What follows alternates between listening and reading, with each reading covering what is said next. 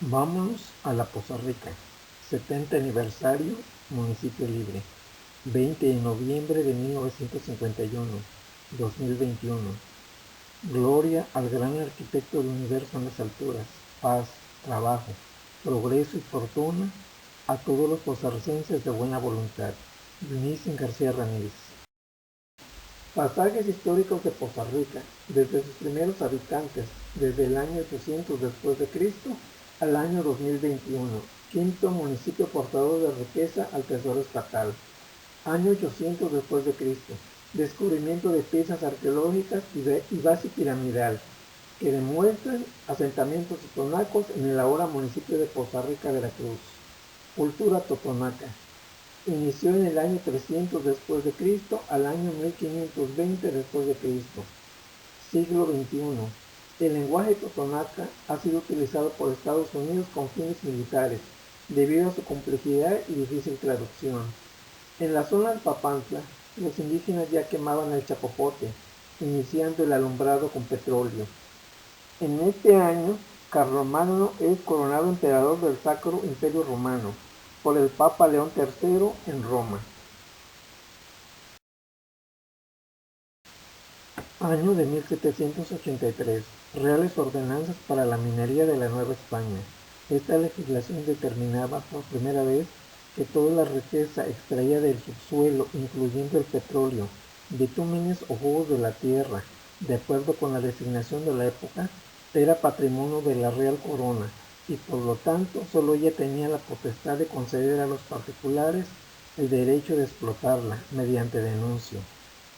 La historia del Tajín comienza en el año 1785, cuando fue localizada por don Diego Ruiz. La antigua ciudad prehispánica del Tajín fue edificada en una superficie aproximada de 144 hectáreas. Año 1865. Criadero El Cuguas. Manuel García Tello en mayo de 1865, ante el Ministerio de Fomento, criadero del petróleo y carbón de piedra en la municipalidad del Espinal, hizo el denuncio, pero el denuncio no le fue asignado. García Tello se volvió administrador de la aduana de Tuxpan y en esta posición y su conocimiento de la zona le valieron su afiliación a la sociedad en formación, en la que fungía también como secretario. Año de 1869. Lawrence W. Obanón y Rafael Ávila crearon la Compañía Limitada del Golfo Mexicano, quien primero denunció los manantiales del Cuguas y los trabajó de forma industrial. Rafael Ávila, un propietario de la contigua zona de Tiocitlán, Puebla, que también era diputado federal. Del lado de los residentes extranjeros, los organizadores de la compañía fueron el sureño Lawrence W. Obanón y el escocés Henry P. Manfred, ambos empleados de la Mexican Railway. Una vez instalada la maquinaria, en 1870, la Compañía del Golfo por un lado comisionó a un laboratorio londinense el análisis químico de una muestra de las sustancias extraídas, sin recibir datos particularmente alentadores de la riqueza del crudo. Cuando, debido a una explosión, el túnel colapsó, la compañía se halló sin recursos para seguir perforando y sin materia prima que procesar.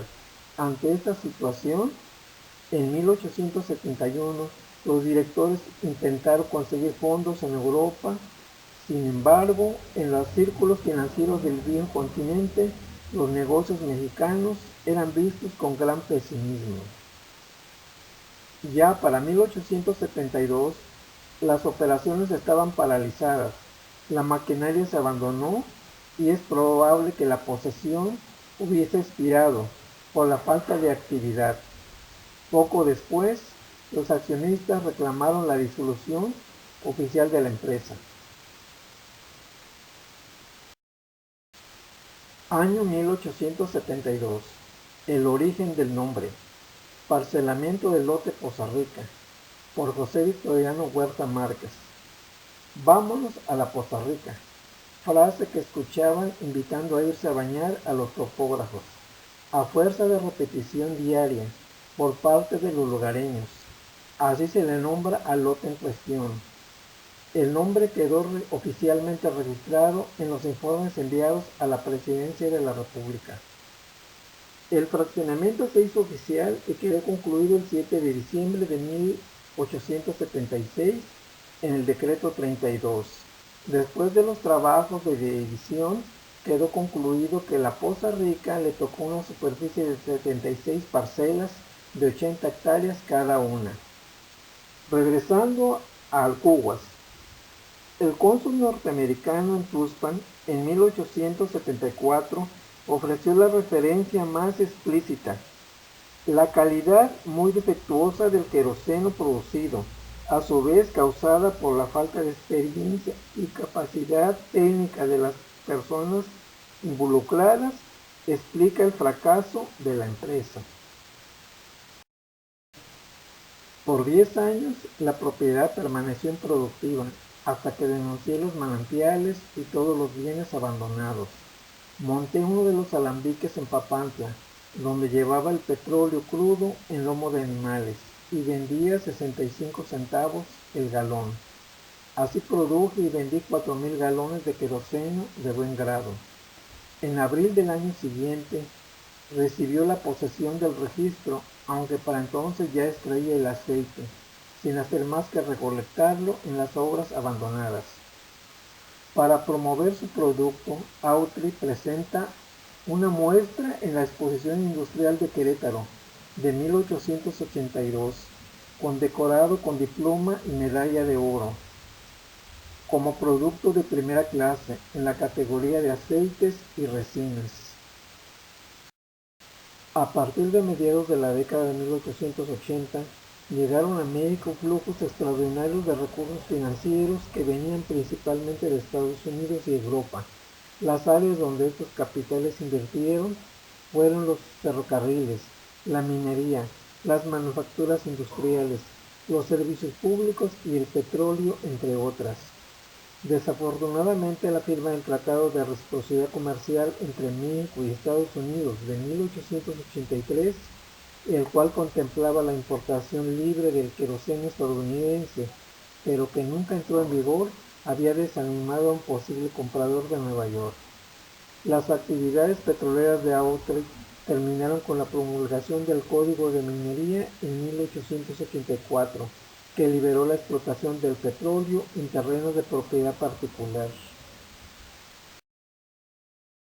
En 1884 se dio el primer paso para impulsar la producción local de petróleo y carbón, a través de una nueva ley minera que revocó el derecho exclusivo de la nación sobre los recursos del subsuelo y los traspasó al dueño de la superficie.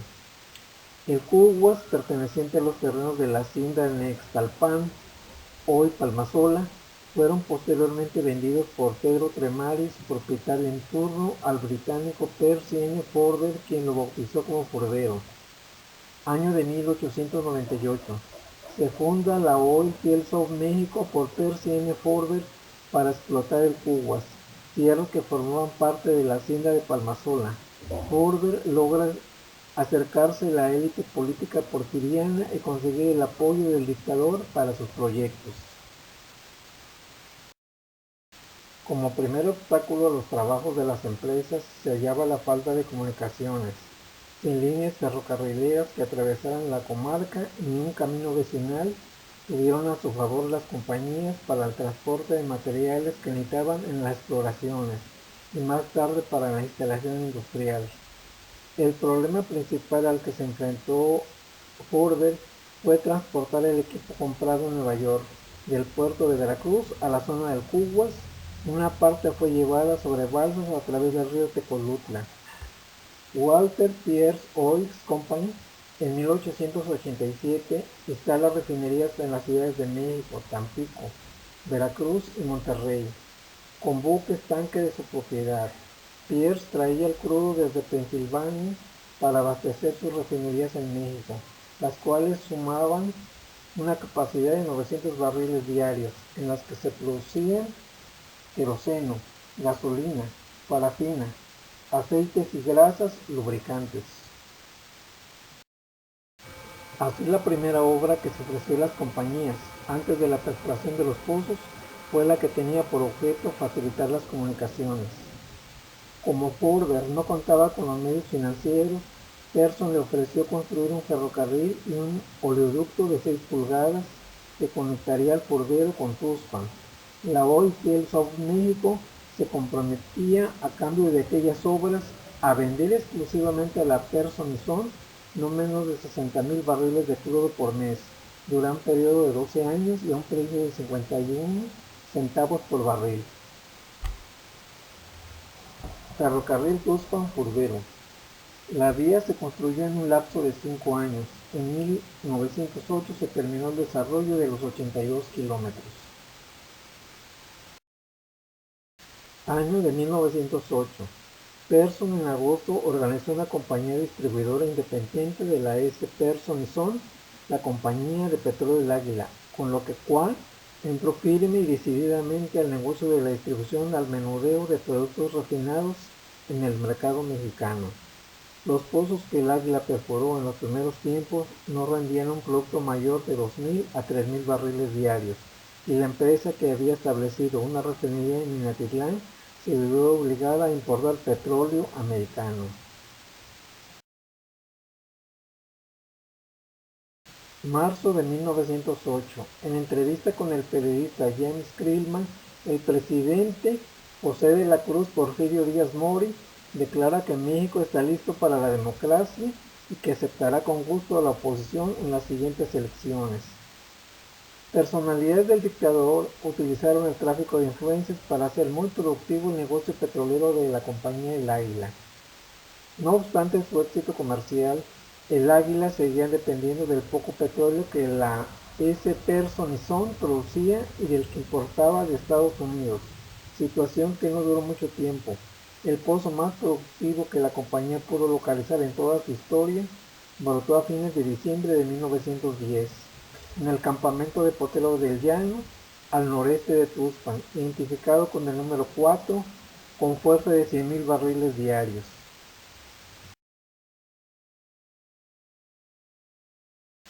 Año de 1910.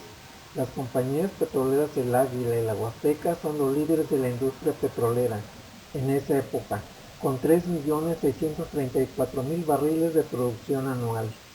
Estalla la Revolución Mexicana en Veracruz.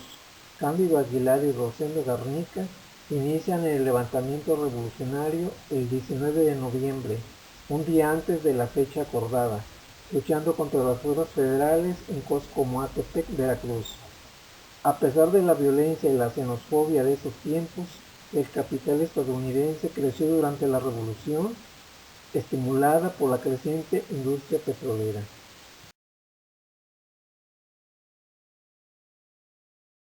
Los descubrimientos de grandes yacimientos en la región norte de Veracruz dieron pie a la expansión de las compañías de Eugenia y Pearson.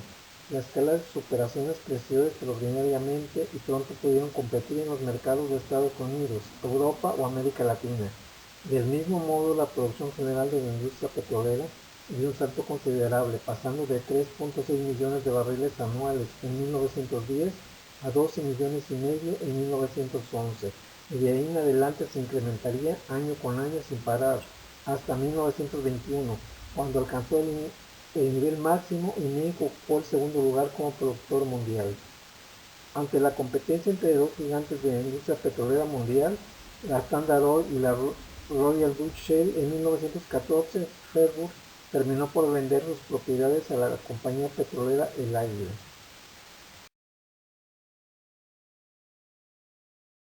Año de 1914, 21 de abril, invasión de Estados Unidos a Veracruz Puerto. La Huasteca Oil Company jugó un papel importante para el derrocamiento de Victoriano Huerta, el cual ocurrió en julio de 1914, ya que fue la encargada de abastecer de combustible y petróleo a los ferrocarriles constitucionalistas durante su lucha contra Huerta. En el año de 1914, nuestro país fue invadido por las tropas norteamericanas. Esta situación hizo que el grupo constitucionalista se aliara con las tropas de Estados Unidos, ya que ambos tenían como objetivo derrocar a Victoriano Huerta. La enorme demanda generada por los medios de transporte que utilizaban motores de combustión interna y por los nuevos requerimientos industriales y bélicos de la Primera Guerra Mundial constituyen factores decisivos para que Doheny extendiera también sus operaciones en el extranjero. El agotamiento de los depósitos más ricos en la faja de oro marcó el inicio del declive de la industria petrolera en México. El panorama para las empresas de los petroleros extranjeros se complicó con la caída de los precios internacionales. El barril de petróleo disminuyó su valor prácticamente 50%, llegando a cotizar en $1.17 en 1928. Si bien la agitación e inestabilidad política que se vivió en México a partir de 1910 no había afectado gravemente sus actividades, sí les produjo numerosas complicaciones fiscales y legales. Los gobiernos revolucionarios, a partir de Francisco Ignacio Madero González, intentaron en varias ocasiones elevar los impuestos, con el fin de que el Estado tuviera mayor participación en la riqueza generada por la industria, y promovieron reformas legislativas para su regulación, entre las que destacaba la nueva Constitución de 1917. El Águila se concentró en desarrollar sus campos del Istmo y al sur de Tuxpan, donde localizó yacimientos importantes en Poza Rica en 1932.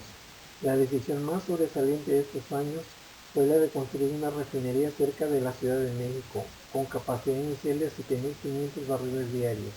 En 1930 y 1931, las autoridades otorgaron los permisos para la instalación del oleoducto que vendría de Palmasola, Veracruz, y llegaría a Azcapotzalco. El panorama para el Águila era sin duda halagüeño.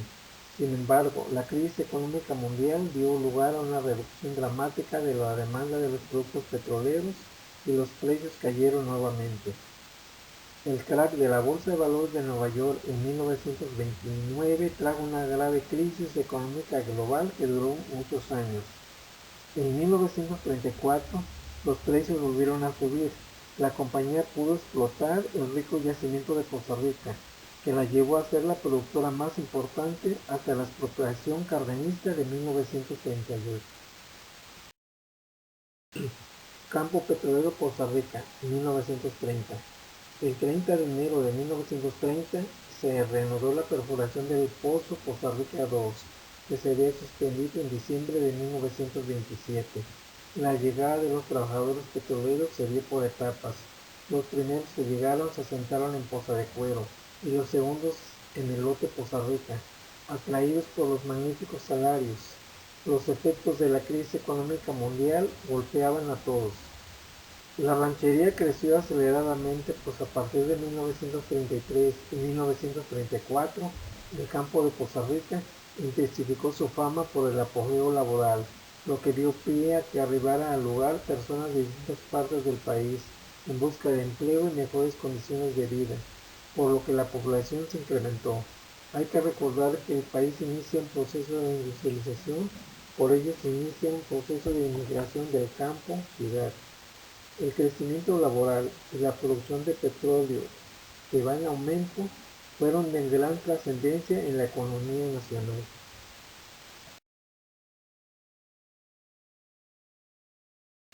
La importancia del campo petrolero Poza Rica. La vía de comunicación que comunicó a Poza Rica con el mundo exterior fue el ferrocarril Cubo Turbero, que lo conectaba con el puerto de Tuxpan en 1908.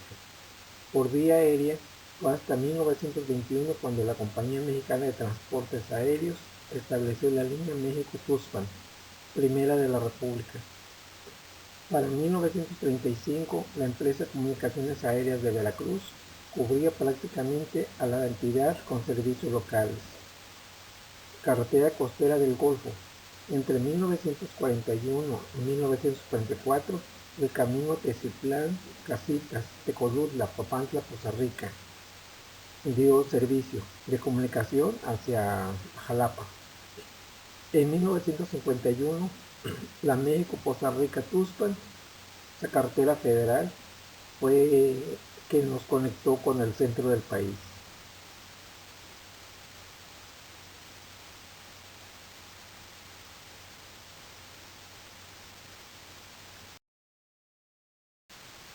A partir de 1933 empiezan las organizaciones para conformar un sindicato de trabajadores al servicio de la industria petrolera.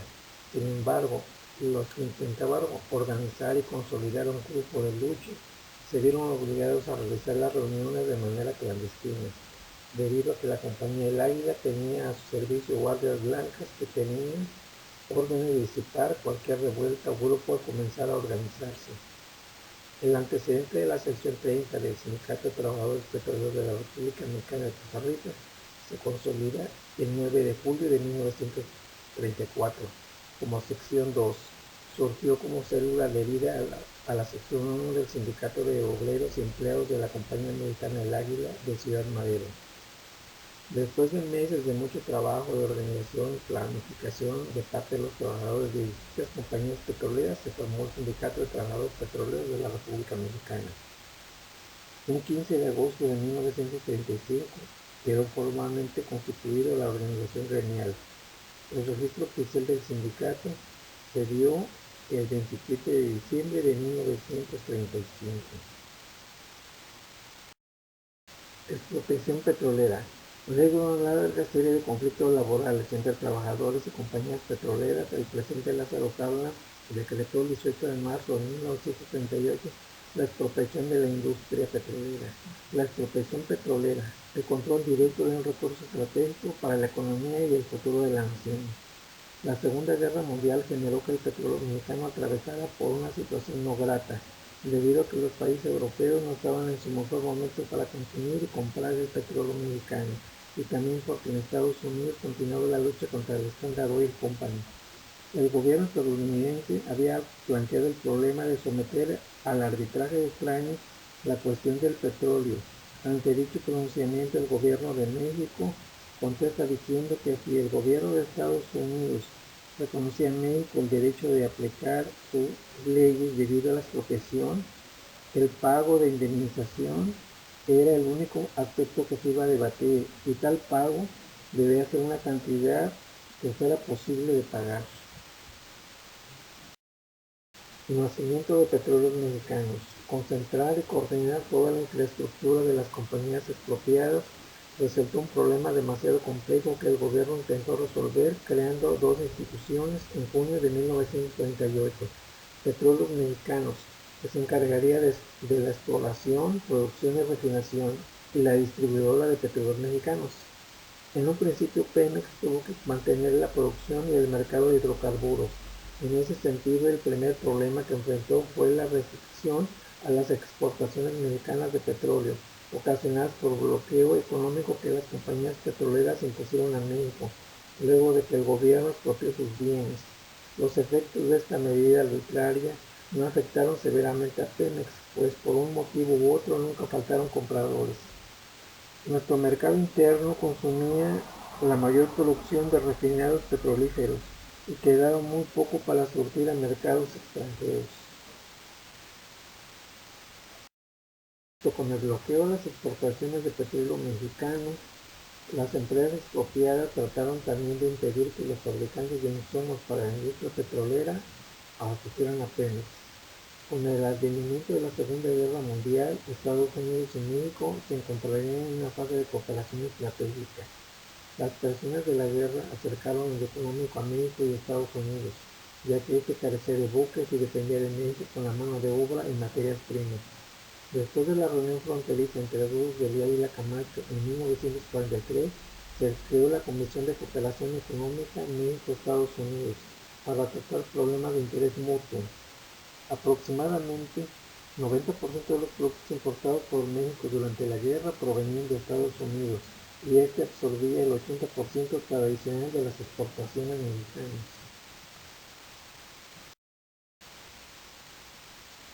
Sexenio de Miguel Alemán, 1946-1952. Alemán optó en causar a México hacia la gran autonomía industrial. La industrialización, necesidad urgente, traería la autonomía económica nacional y niveles materiales educativos más altos para las masas, declaró. Cada mexicano debe ser un soldado en la gran batalla por el engrandecimiento industrial de México, ya que esta es la única forma en que podemos abatir el alto costo de la vida y fortalecer nuestra independencia económica. De congregación a municipio libre. Después de pasar de la etapa de ranchería y congregación, Poza Rica se constituyó en un núcleo poblacional con poder económico y político, y esto le permitió solicitar su libertad del municipio de Coacintla. El decreto se dio el 13 de noviembre de 1951, sin embargo se elige el 20 de noviembre. A partir de la fundación como municipio, se intensificó la fama de Poza Rica como la gran capital petrolera.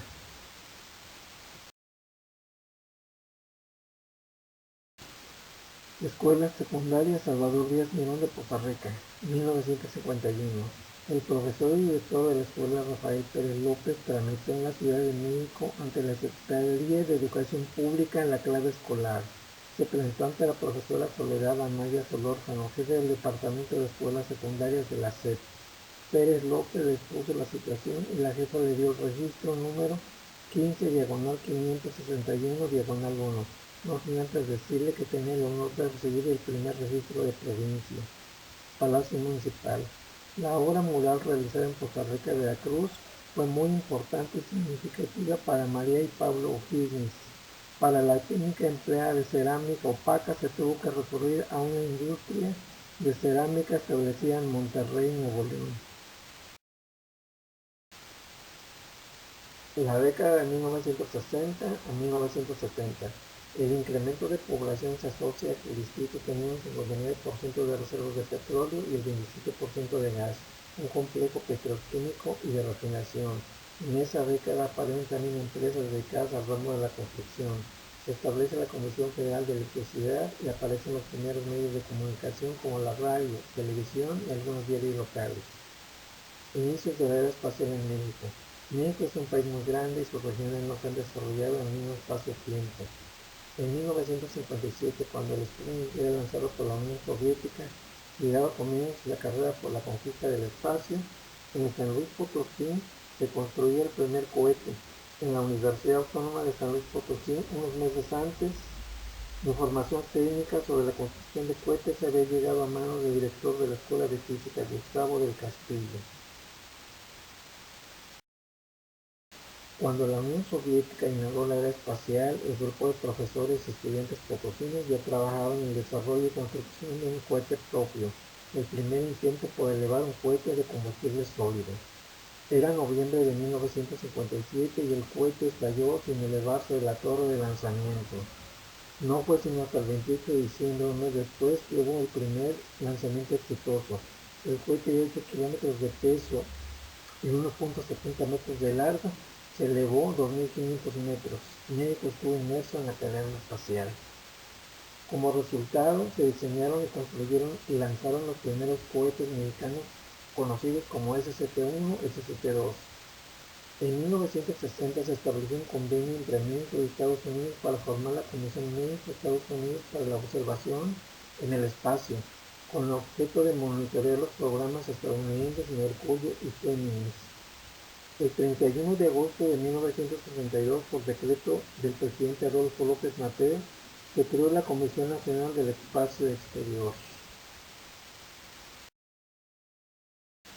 A partir de la década de los 60-80 se dio un cambio en la industria del hidrocarburo. Pese a que en los primeros años de 1960 la industria sufrió una etapa difícil, para mediados de la década de 1970 la situación se torna favorable, gracias a los campos descubiertos en la zona sureste del país. Sin embargo, para Poza Rica la situación es nada favorable, puesto que es desplazada. La emigración interna. Los equipos de perforación son trasladados a los nuevos centros productivos de Tabasco, Chiapas y Campeche, y junto con ellos se van los trabajadores petroleros a sus nuevos centros laborales. Pero nuevos vecinos llegan a Poza Rica a estudiar, trabajar en el sector servicios, atraídos por su comodidad de ciudad moderna y próspera. Grandes transformaciones en México y el mundo. Ingreso de México a el Acuerdo General sobre Aranceles, Aduanas y Comercio, GATT, en enero de 1986. Muchos ciudadanos se preguntan por qué México abrió su economía, pero fue esto una decisión visionaria porque en los años siguientes se va a librar una batalla muy terrible para la atracción de los capitales. Caída del muro de Berlín en 1989. El 13 de agosto de 1961 comenzó la construcción del muro de Berlín con el objetivo de acabar con las deserciones masivas. El 9 de noviembre de 1989 fue derribado por ciudadanos de ambos lados. Desintegración de la URSS en 1991. La Unión Soviética era la superpotencia del bloque socialista y se derrumbó. El gigante con pies de barro se derrumbó por el descontento de sus poblaciones, por la hambruna, pobreza, falta de oportunidades de desarrollo y progreso de sus ciudadanos. Como vemos, México se adelantó a los tiempos para atraer capitales y gracias a esa apertura comercial estamos ahorita en un mundo de más oportunidades, aunque las cosas no vienen fácil, uno tiene que estudiar, adaptarse a los nuevos cambios. Tratado de Libre Comercio, TLC, 1994, Canadá, Estados Unidos, México. El Tratado de Libre Comercio de América del Norte, TLC, fue firmado el 17 de diciembre de 1992 y entró en vigor el 1 de enero de 1994. Rebelión indígena en Chiapas, México. El 1 de enero de 1994, ese día nos despertamos alegres y felices por haber estrenado Año Nuevo.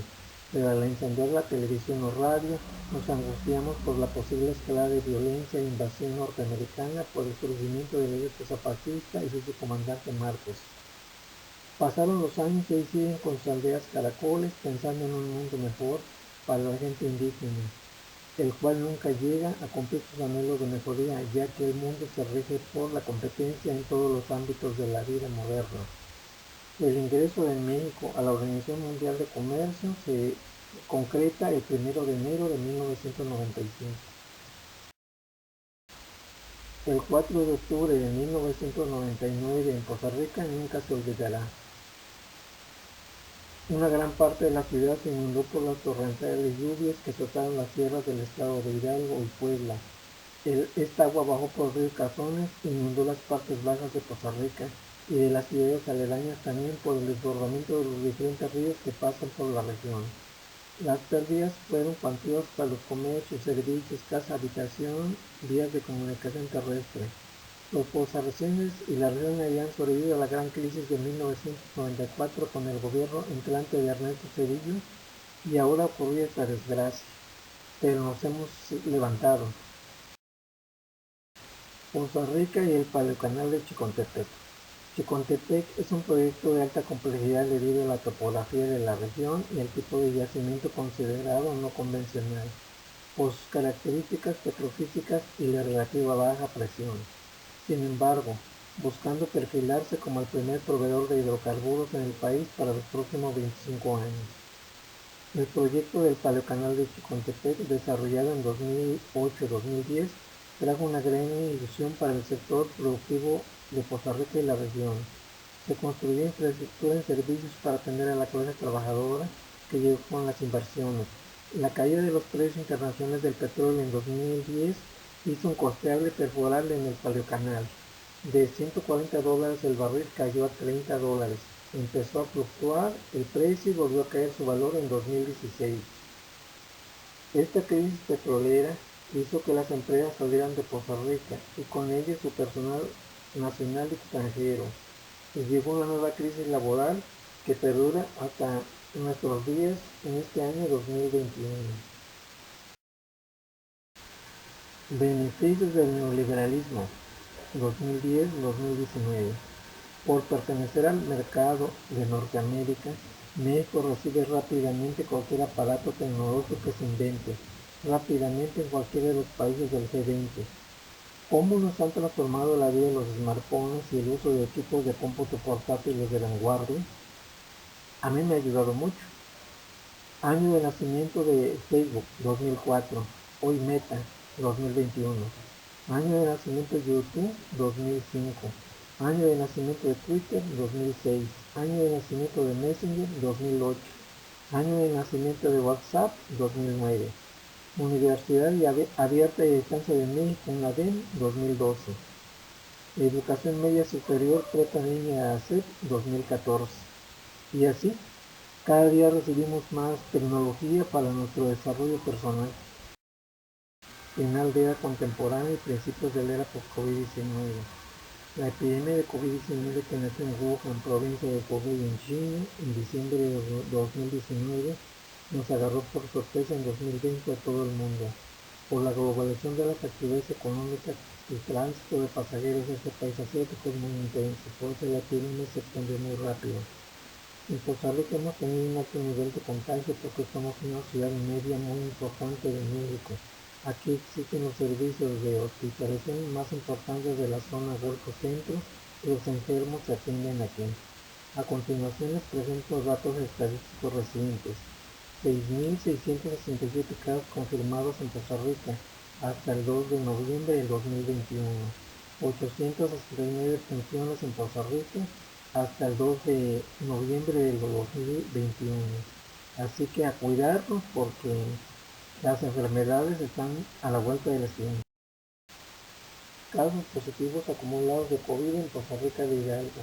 Como podemos observar en esta gráfica, Costa Rica tiene altos niveles de contagio y en orden descendente se encuentran Papantla, Coajimalpa y Tihuatlán. Pero Costa Rica, comparado con Tihuatlán, o sea, la diferencia es muy grande. Así que a cuidarnos, sigamos las reglas de higiene y la sana distancia, aunque ya estemos vacunados. Todos debemos acatar la recomendación de la Secretaría de Salud. Estos datos fueron tomados de la página web de México Data. Defunciones acumuladas por COVID en Costa Rica y Hidalgo. Como podemos observar en la gráfica, las defunciones son muy altas en Costa Rica. En orden descendente se encuentran Papantla, Tihuatlán y Coajimalpa, pero las diferencias son muy grandes entre Costa Rica, que tiene muchos, y Coajimalpa, que tiene muy pocas defunciones. Así que debemos mejorar nuestros hábitos alimenticios para estar siempre fuertes, sanos, y debemos alejarnos de los vicios que nos degradan. Como adultos debemos poner el ejemplo a los más jóvenes.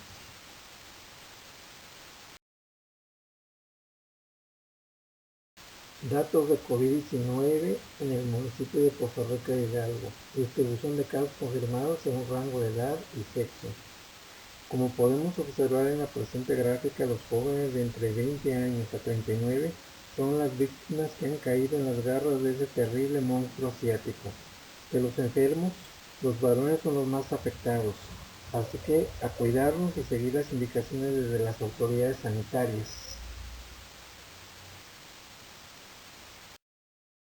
Generaciones presentes de costarricenses. Somos el fruto de la combinación de genes de distintas razas que trajeron los pioneros que fundaron esta ciudad de Costa Rica y sentaron las bases para hacerla próspera. Somos la quinta economía que sostiene el estado de Veracruz y Ave. Usemos la tecnología para ser más eficientes, productivos y seguir transformando nuestra área espacial. Los fundadores, nuestros abuelos, siempre se preocuparon porque las juventudes se prepararan para mejorar las realidades sociales. Les comparto datos de la educación en nuestra ciudad en este 2020. Matriculados en licenciaturas 2020. Como se observa en la gráfica, los jóvenes estudiantes universitarios estudian más las carreras de ingeniería y manufacturas, seguidas por otras ramas de la ingeniería, y licenciaturas en administración y ciencias sociales. Como se ve, tendremos una ciudad con gente muy preparada, gente que innovará, gente que se adaptará a los nuevos cambios económicos que nos está imponiendo la globalización.